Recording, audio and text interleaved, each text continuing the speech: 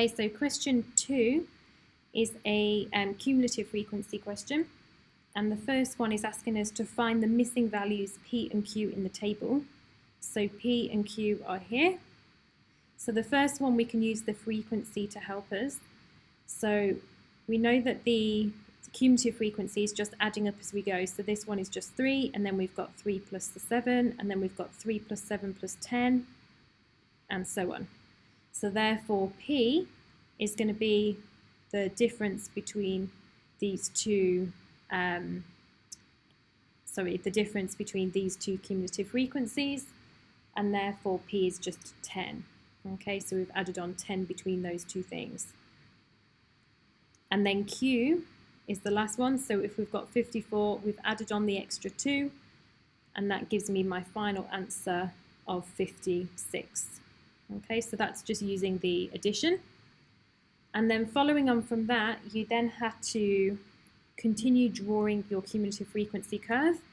So when we're drawing it, we're plotting on here the upper bound of the group against the cumulative frequency value.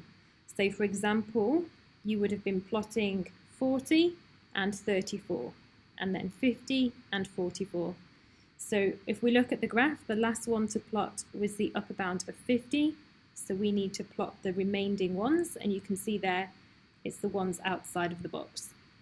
So the first one is going to be plotted at 60, and it's got a cumulative frequency of 50. So 60 and a cumulative frequency of 50. So that's here. The second one is going to be 70 for the upper bound, and it's plotted at a cumulative frequency of 54. So 70 and 54.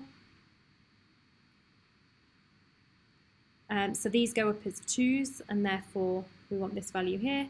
And then the last one was 80, and it goes up to 56, which is here. So one mark was for correctly plotting the points, and then the second mark was for correctly joining them up in a smooth and consistent curve. So you need to try and continue from the one we did have and go through them. Hopefully yours will look slightly better than mine. And then part D, we were using the curve to help us to estimate the number of students who worked at most 35 hours per month. So that means less than or equal to 35. So if we draw a straight line from 35, we're looking at the ones that worked 35 hours per month. Okay, so that means that we're going to be using the 35 on the hours per month side, which is this section here. So that's my straight line, and then I'm going to go across where I've hit the graph. And we can see that should be around 20, looks like it's about 27. Should have been around 26 looking at the actual graph. I think my line's slightly skewed. You can see there it crosses actually at that point there, which is 26. So the answer was 26.